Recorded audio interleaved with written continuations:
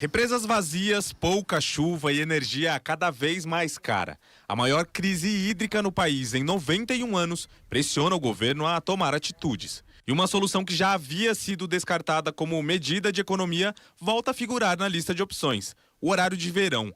A medida foi adotada pela primeira vez no início da década de 30, só por um ano, mas voltaria a ser usada a partir da gestão Sarney, em 1985. O horário de verão só seria extinto mesmo em 2019, já no governo de Jair Bolsonaro, sob a alegação de pouca eficácia. Mas nesta semana, entidades ligadas aos setores elétrico, do consumidor e do meio ambiente divulgaram um relatório defendendo a retomada. Segundo o estudo, neste momento, o horário de verão representaria uma economia de ao menos 5% de energia se voltasse a ser adotado como antes. Se a gente não tiver água para gerar, as termoelétricas não vão dar conta sozinhas do recado. A Carla também é desse time. Dona de um restaurante em São Paulo, ela aproveitava a hora extra de luz do dia para economizar na conta.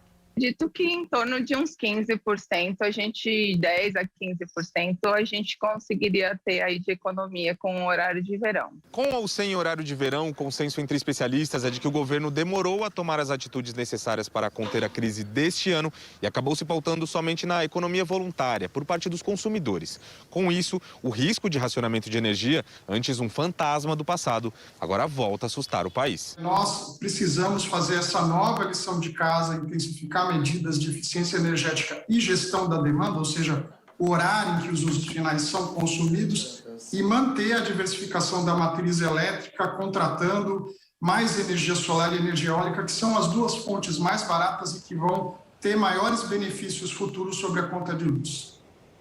Pois é, e sobre essa questão eu vou chamar agora o jornalista Ricardo Ribeiro para estar conversando comigo sobre a situação. Olá, Ricardo, uma boa noite para você. Olha, já tem bastante tempo que nós temos falado aqui no jornal sobre essa situação, né? Sobre a crise energética que já está enfrentando aí alguns problemas, trazendo problemas para o brasileiro. O primeiro deles foi o aumento na conta de energia, né? Agora, Ricardo, o que você acha da questão do horário de verão? Isso vai além de gosto, né? Agora a gente está falando sobre uma necessidade, sobre uma questão muito mais importante. Você acha realmente que com ela agora vindo novamente à discussão, realmente seria o acordo ideal para que a gente pudesse enfrentar essa crise? Uma boa noite.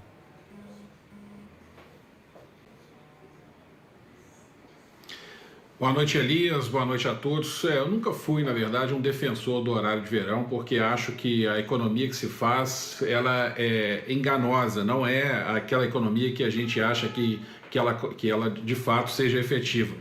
Essa história, na verdade, a história do horário de verão ela é mais antiga. Na Idade Média, os camponeses, eles dormiam cedo, né, ao pôr do sol, e acordavam de madrugada, depois dormiam de novo e voltavam a acordar durante a luz do dia. Aí na Europa, no século XVII, quando chegou a iluminação pública nas cidades da Europa, Amsterdã, Paris, começou-se a criar o hábito de dormir até mais tarde. Até que no início do século passado, algumas cidades começaram a adotar horários diferenciados para aproveitar a luz do dia. Entende-se que naquele momento a gente vivia uma outra realidade, só que agora isso é um paliativo. Os governos, principalmente o nosso, deixou de investir, nenhum deles praticamente investiu, ou se investiu muito pouco, em energias renováveis. Como disse o especialista há pouco na reportagem, há que se pensar em investimentos em energia solar, em energia eólica, e se pensar em horário de verão agora, acho um retrocesso. Até porque, primeiro que nem todos os estados do Brasil adotam o horário de verão. Aquelas cidades, estados que estão mais próximos à linha do Equador, não tem esse problema, porque quando você está mais próximo da linha do Equador, a noite e o dia eles têm praticamente o mesmo tempo. Então, estados do norte nunca adotaram o horário de verão, estados do nordeste, assim, da mesma forma, com exceção da Bahia. Então, você não tem esse aproveitamento no Brasil inteiro. Ao mesmo tempo, segundo a ONS, o Operador Nacional do Sistema, o que gasta, evidentemente, de fato, energia elétrica, não é o chuveiro, que também pesa bastante, mas sim o ar-condicionado. E você tem uma pesquisa do próprio ONS, você tem de 2 às 3 da tarde, é o horário de pico do uso do ar-condicionado. Quando a pessoa chega em casa, você não liga o ar-condicionado, muitas vezes já está à noite, a pessoa não vai querer gastar nesse momento, então você não tem um consumo tão alto assim. Então, de fato, até uma pesquisa norte-americana mostrou isso, que o horário de verão muitas vezes acontece o contrário, você gasta mais energia do que poderia economizar. Então, de fato, eu acho que é um mecanismo inócuo, né? Parece que há alguma economia, mas não há. O que de fato precisa ser feito, e repito, os governos precisam seriamente pensar em uma nova forma ou novas formas de energia. Depender de hidrelétricas e termoelétricas dá nisso esse risco que a gente está vivendo agora, que acaba se sobrecarregando a economia brasileira e todos, sem exceção, pagam por isso. Alguns mais, claro, mas todos pagam por isso. De fato, Ricardo, novas fontes de energia se mostram agora mais que fundamentais no Brasil, né?